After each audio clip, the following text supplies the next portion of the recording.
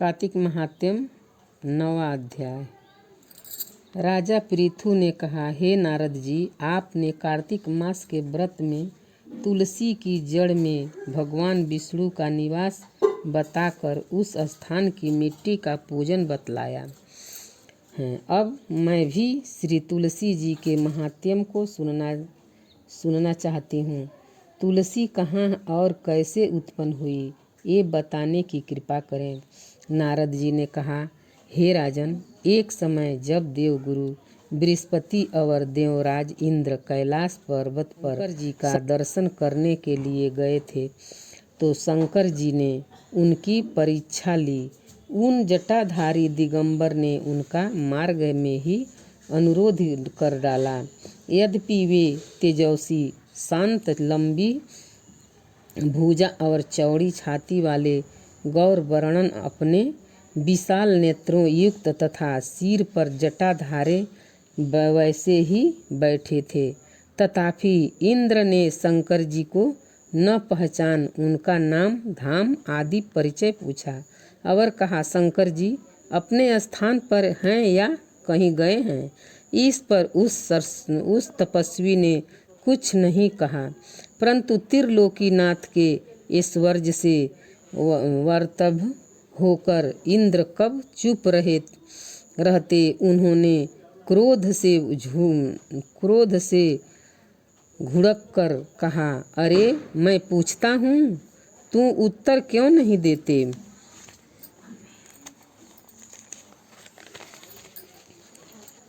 मैं अभी तुझे इस वज्र से मारता हूँ, फिर देखता हूँ तुझ दुर्मति की रक्षा कौन करता है। फिर ज्यों ही दिगंबर को मारने के लिए हाथ में वज्र लिया, त्यों ही भगवान शंकर ने वज्र सहित उसका हाथ असंभित कर दिया और विकराल नेत्र कर ज्यों ही उसे देखा तो ऐसा विदित हुआ मानो वह दिगंबर प्रज्वलित हो उठा है और तेज से जला देगा।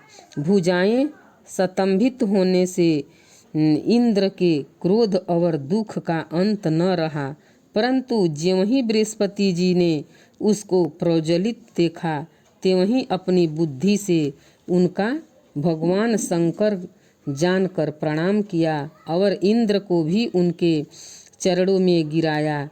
फिर बृहस्पति जी बोले, हे दीनानाथ, अपना क्रोध रोक कर इंद्र का अपराध क्षमा कीजिए। बृहस्पति जी के वचन सुनकर महेश्वर गंभीर वाणी में बोले, मैं अपने नेत्रों से निकले क्रोध को कैसे रोकूं।